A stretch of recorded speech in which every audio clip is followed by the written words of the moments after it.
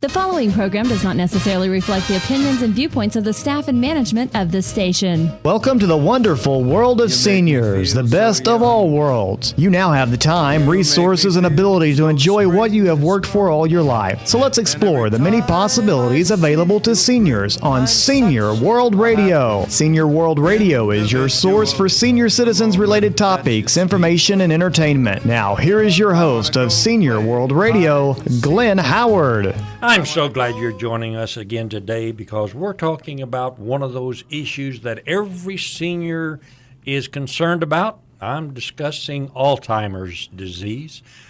A few years ago, we didn't even know what that was or how to spell it, much less what it was. But the fact is, as we get older, more and more of us become concerned about it. In fact, I would guess it probably is one of the most scary diseases. I think from my personal point of view, the idea of having a problem with Alzheimer's is more frightening than heart or cancer about anything else. And there's a big event coming up here just next week in which nationwide, I guess it is, the nation's going to come together for a walk to try to end Alzheimer's disease. And to tell us all about it today, we've got a very special guest. We've had him on the show before over the years. In fact, a few months ago, but I called Mark Freed, and I said, Mark, come on up, let's do another show because I want some of our seniors to get involved with you next week in this walk to end Alzheimer's. And Mark's right here in the studio. Mark, glad to have you. I'm always thrilled to be with you, Glenn. Well, it's good to have you back because this is a disease. You know, when I get out and start talking to people, obviously we've had a lot of guests on this show. And it's been so much fun lately because instead of trying to find important people, and I'm talking about senators and representatives, those kind, we've gone after the common people who have fantastic stories to tell. Yeah. And, just the other day I was interviewing Glenn Miller, which everybody recognizes the name. Of course, this Glenn Miller happens to be up in Wellston, a farmer there all of his life who was one of those guys that went into Japan after World War II and started destroying the Japanese army. And that was a fun experience. I had a lady on here a while back who was one of the early pioneers who helped develop what is now called the Dale Rogers School for Handicapped Children, or over here on 23rd Street. And, these kind of people are just incredible. So when we go out and start talking to people, we go out on these road shows in the retirement centers, independent living centers, visiting with people. They've listened to our show. They talk about these people. They've enjoyed it. But when we start talking about some of the kind of problems, and there's a few of them, the brain tumors, the Parkinson's disease, we're going to be doing one in a few days here on homelessness. But the topic of Alzheimer's, when it comes up, that's one of those topics that people get very serious about because I don't know if it's become more prevalent or if we just become more conscious of it or what, but everybody is concerned about Alzheimer's disease. And, man, I just appreciate you coming and talking to us a little bit about it. Well, I'm as I said, I'm always thrilled to have a chance to visit with you and your listeners. Being at the Alzheimer's Association for almost 10 years now, I've experienced a lot of things you're just talking about. When I first came, people would say, yeah, I lost my grandfather to Alzheimer's disease, and that would be kind of the extent of it. People wouldn't talk about the current situation that they and their family may be facing. But now I think the awareness about what Alzheimer's truly is, and more people are experiencing how traumatic it is for the family, that they're identifying that this is what we are facing currently right here and now. And the stigma about the disease is starting to slowly be chipped away, and so people are more open about their families' challenges with Alzheimer's disease. And so it's been a very interesting 10-year dynamic for me working with the Alzheimer's Association to see that things kind of shift, that folks are more and more willing to talk about what they have experienced and what they are experiencing right now. So that's how you defeat a global issue like Alzheimer's disease, is for people to be willing to start talk about it and not keep it in hushed tones, but say, this is a very real problem and it's important to me and it's important to so many others. My dad used to always refer to it as the old-timers disease, and at first I kind of thought he was just didn't really know what the word was, but I realized, no, he did know what it was. And in his opinion, though, it was the old-timers. It was a disease related to age. Is that true? Is it an age-related condition, or are you seeing it become a problem for even younger people? Well, I think the answer to that question is yes and no. Age is the number one risk of developing Alzheimer's disease. 1 in 9 Americans. Wait a minute, say that again. Age is the number one risk of developing Alzheimer's disease. Age is the number one risk. That is correct. So it is not hereditary, it is not diet, it is not exercise or any of those other things, although that may all play a part of it. All those things, Age? You're right. All those things can play a part in it. Okay. The older we live, the more, the higher the probability is that we would develop Alzheimer's disease.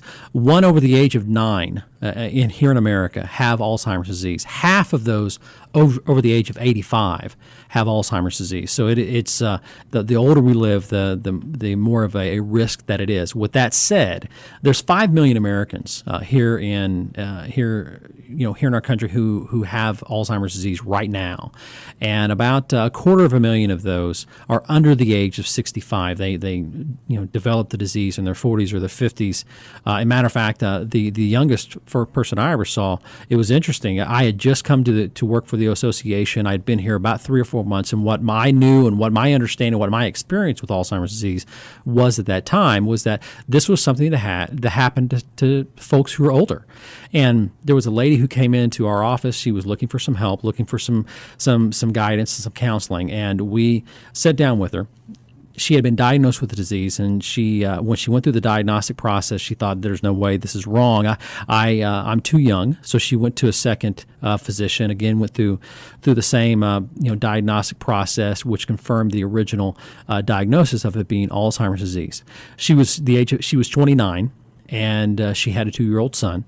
And what she said her biggest fear was that she would walk into a grocery store and forget that her son was with her. And so it was at that point in time I realized this isn't just something that is specific to those who are at the very toward the end of life. This can affect those whose their plans for their future did not include any of this. It was not anything that really was on their radar. So when I say that age is the number one risk of Alzheimer's, the older we get, the more the higher the probability. At the same time, Alzheimer's is not normal aging. I think that's really important for people to understand, is that this is not a normal part. This is a disease of the brain. What Alzheimer's disease does, it kills brain cells and causes the brain to atrophy.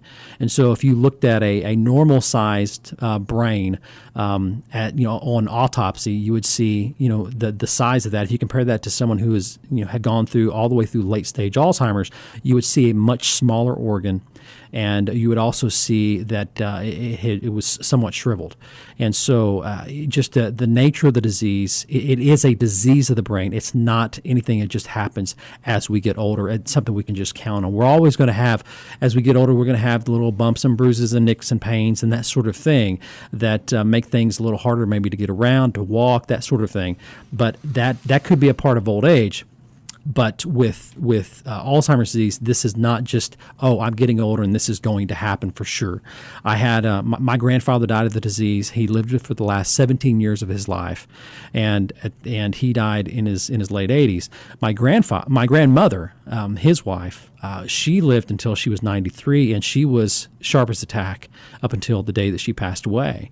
And so it doesn't have anything to do with what's a guarantee, but it does have more to do with just the fact that as we get older, there's a higher probability. It doesn't mean that someone will get it. Doesn't mean someone won't.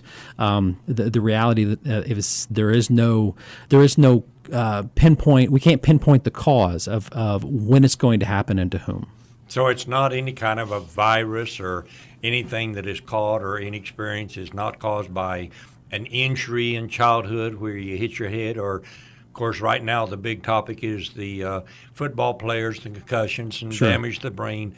Does any of that kind of stuff have anything to do with the probable onset of Alzheimer's? We are seeing that traumatic brain injury can lead to some form of dementia. Whether or not it's Alzheimer's disease may or may not be the case. But that dementia can be brought on by traumatic brain injury. That's one of you mentioned football players. That's one class that one kind of demographic that we're seeing that's becoming more and more of a norm for former players to be diagnosed. At the same time, we're seeing a rise in the prevalence of early onset dementia. Younger onset dementia for those who served in the military, who had been over in Middle East or in Iraq or Afghanistan. They have had suffered some sort of traumatic brain injury, and as the a few years go by, they're starting to see the repercussions of that. Before we take a break, we've got a couple of minutes here. Let's talk about this walked-in Alzheimer's. What is it? How did it get started? And how can people really get involved in this thing? Well, the walked-in Alzheimer's is the signature fundraiser for the Alzheimer's Association, and it's been around nationwide for about 3 decades. We've been doing it here in Oklahoma City. I want to say about 19 years, and it's an annual event. For the Oklahoma City walked-in Alzheimer's. It takes place on September the 27th, which is just a few days away, and it's next week. Next week. And so it's for what it is. It's an opportunity for a community to come together and fight a global disease. And the money that is raised for the walked-in Alzheimer's goes really to serve the mission of the Alzheimer's Association, which can be boiled down to 2 things. One is to advance research to help us to improve treatments and find a cure. The other thing is to allow the association to provide and care and support for those who are impacted by the disease. And so it serves a global purpose from the standpoint of research. It also serves a very local purpose that allows our Oklahoma City office to thrive and to continue to provide the information and support that our families here in this area really and truly need. And so the Oklahoma City office includes Oklahoma City all the way from I-35 to the western border. So it's very important for us to raise as many dollars as we possibly can to advance this. Okay, now where does it start? It starts down at the Bricktown Ballpark here in Oklahoma City, and the walk itself is right at 2 miles. And it'll go through Bricktown and some of the residential area right just north of there, and it ends up back at the ballpark. And it starts at what time? The registration and check-in opens up at 7:30 that morning. The walk will begin at 9 o'clock. It's a Saturday morning, really from beginning to end. We will start the walk at 9, and everybody will be in their cars by 10:15 heading back home. So it's a walk, not a run. It's a walk. You're right. It's a walk, not a run. And we'll have about 5,000 people there on that Saturday morning. So Do they need to register in advance, or you show up? The preference for everybody is to register in advance so that they don't have to worry about filling out any papers or anything on the day of. And the way they do that is to simply go to okcwalk.com and go through the registration process. And so that will speed up their everything on that morning. It'll enhance their experience by not having to stand there and hunch over a clipboard to get registered for that day. And so the whole purpose is it's to register and to find folks who will be willing to support you and sponsor your efforts and raise dollars to help fight Alzheimer's disease. Mark, we got to take a break. I'm Glenn Howard, Senior World Radio Vision with Mark Freed. Mark is the president and CEO of the Alzheimer's Association. They've got offices here, Tulsa, and all over the country, but the Walk for Alzheimer's, Walked-in Alzheimer's, is starting just next week down at Bricktown. I hope you'll go down and become a part of it and participate with them. We got to take this break. We're going to be coming right back in just a moment, so please stay right here with me. You're nobody till somebody loves you. Have you ever had a problem, but it seemed like there was no one who could help? You spent hours calling around, being referred from one place to the next. Well, not anymore. I want to tell you about a free and easy-to-use service in Oklahoma. 211 is a simple 3-digit phone number to get help or to give help when you don't know where to turn. Dialing 211 only takes a minute, and you are connected with a caring Oklahoman who will help you find the assistance you've been looking for. With access to over 13,000 programs, Heartline 211 can connect you to local resources for many different needs, including health care, food, counseling, rent assistance, disability assistance, job services, and much more. 211 is a service of Heartline, a United Way partner agency. 211, the right first call to get help or give help 24 hours a day. Hi, my name's Jason Ledlow, president of UT Phone, the ultimate telephone service. We're proud to be a sponsor of Senior World Radio with Glenn Howard. UT Phone is dedicated to providing Oklahomans affordable telephone service all across our great state. We have Lifeline home phone service starting at just $1.95. That's right, just $1.95, and most of Oklahoma's seniors qualify for this reduced home phone service. They get to keep their old home phone number, and it even includes long distance.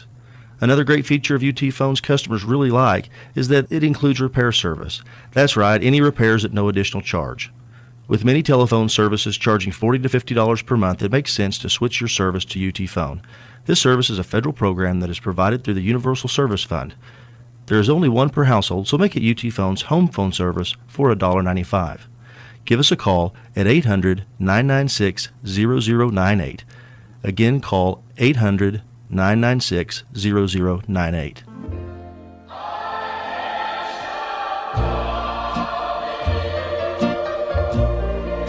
I've made up my mind. Welcome back to Senior World Radio. I'm Glenn Howard. Good friend of mine, Mark Freed, is right here in the studio with me. I asked Mark to come around because I, like a lot of seniors, when you mention the word Alzheimer's Association or the Alzheimer's disease, we all get a little bit uncomfortable because that's one of those diseases that you really hope you don't have to experience. You know, cancer, heart disease, Parkinson's, all horrible diseases, but there's something about the ability or the inability to remember, to know even family members. That is probably one of the most scary things that I can think of. And Mark says, yeah, there is hope. Things are improving. Mark, what is our chances realistically of ending Alzheimer's disease? Is that one of those pie in the sky maybe someday, or are we really making realistic strides in trying to deal with this issue? Well, I think there's kind of there's two parts to the answer. One is there is advancements taking place in medical research for Alzheimer's disease right now like no other time in human history. The momentum, the things that we're learning about the disease, and the progress that we're seeing that provides us with hope and optimism that a breakthrough that will lead to an effective treatment is coming. And we really believe that sometime over the next decade there will be something that comes through and changes the landscape of Alzheimer's disease. Now, will it be something that is kind of the silver bullet? That we don't know. We really don't have any prognosis of it. But if you look at other diseases, there isn't a silver bullet for cancer. There's some things that work for a lot of people. Those same kinds of treatments may not work for others, and so that will likely be what ends up being the case because when you look at heart disease or cancer or diabetes or all these others, there's effective treatments that help either put it into remission or make it a chronic illness.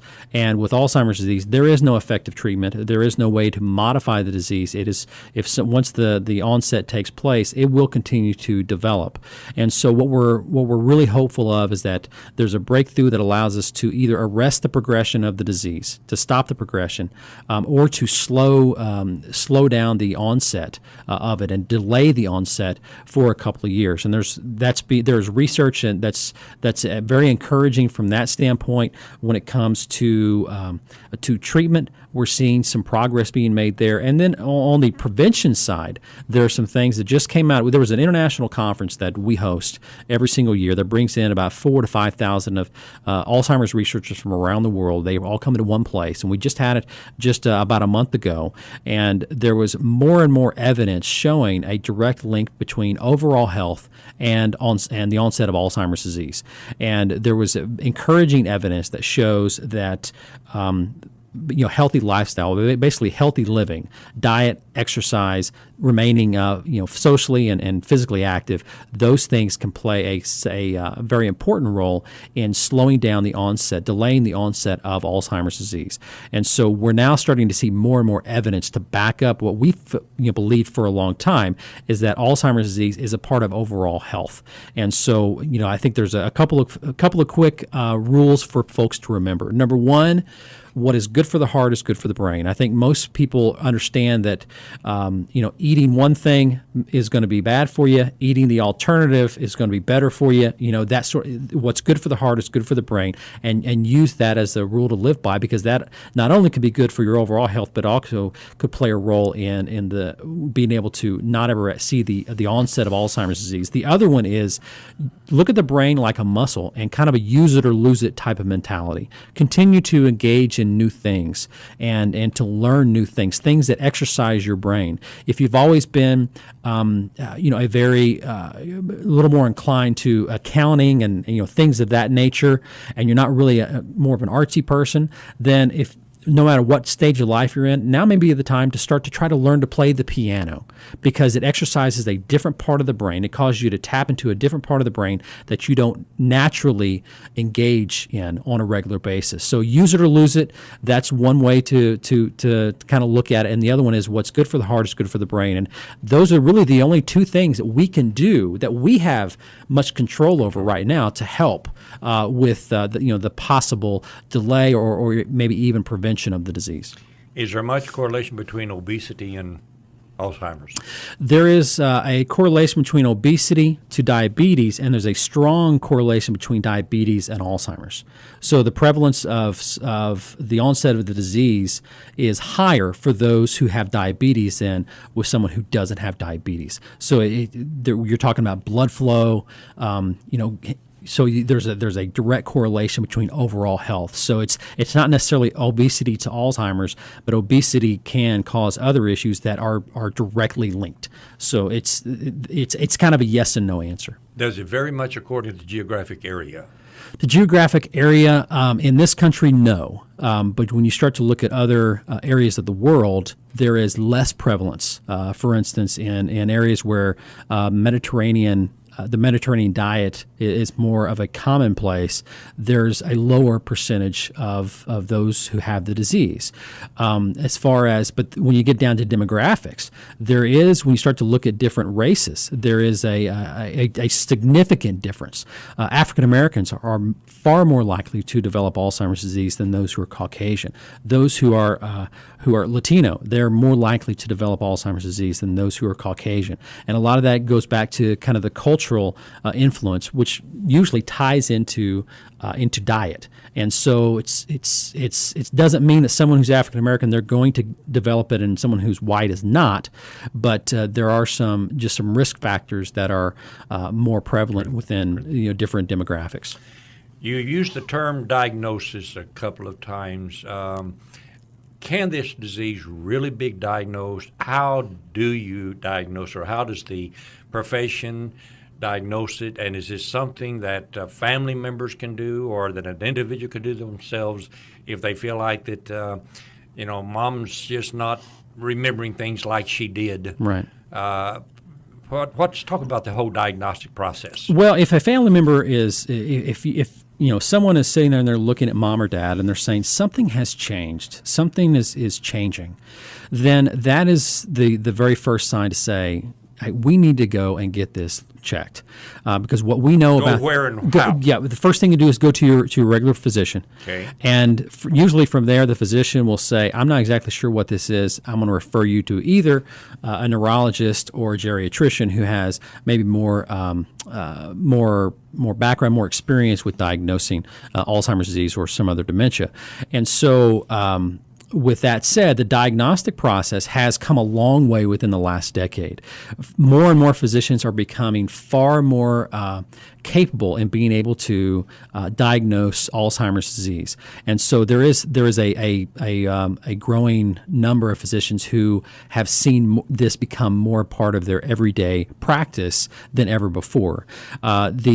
There's some things on the horizon from a clinical trials process. I mentioned that conference that we hosted.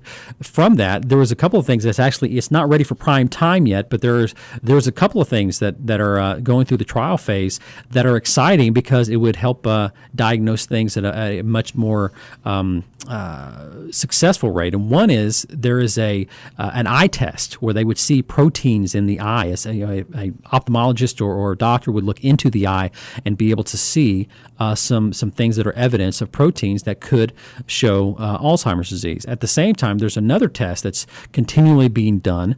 That's the use of, it's a smell test. And so these are unique, new things, but they're showing a lot of promise that this could be a way to diagnose the disease. I think the very first thing is, for everybody who is concerned about mom or dad or sister or spouse or whatever the case is, if they are concerned enough to identify and say, I am concerned, then we implore you to go to the physician and go through a diagnostic process, and that could be fairly detailed, but just like with any other disease, whether it's cancer or diabetes, don't let it linger, because the earlier someone is diagnosed, the sooner they can get onto the medications that are available, and the sooner they do that, there's a higher level of help that is available to those who, because they get onto the medications at an earlier stage of the disease. Don't let it linger just because the conversation may be difficult with the loved one. Okay, Mark, the thing, though, that I really want us to emphasize today is next week you are going to host the Walk to End Alzheimer's. Again, boy, I would love to have a few hundred of our seniors go down there and participate in this activity with you.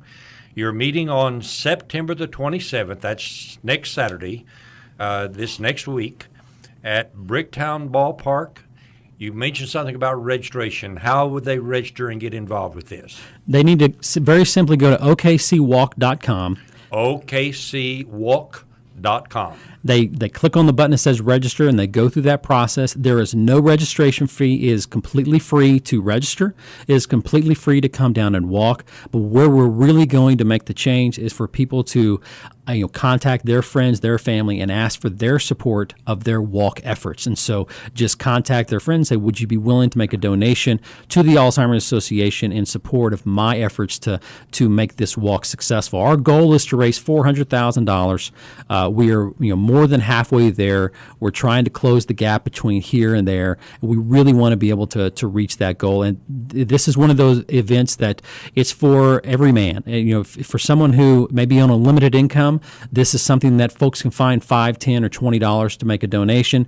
It's not just for those who have maybe maybe in a different economic situation where they can write a bigger check. We'll take those too. But Mark, this could be for everybody. I'll tell you what, I appreciate so much your coming in. I appreciate your concern and the effective work you guys are doing at the Alzheimer's Association. I'm talking to Mark Freed, President, CEO of the Alzheimer's Association. I'm Glenn Howard, Senior World Radio. We got to go. Time is up, but it's been great to be with you. Be sure next week, go down and participate in the Walk to End Alzheimer's. Till we see you the same time next week, be kind to everybody you know, especially yourself. See you next week. Bye-bye now. I'm on the top of the world, looking down on creation, and the only explanation I can find is the love that I've found ever since you've been around. Your love's put me at the top of the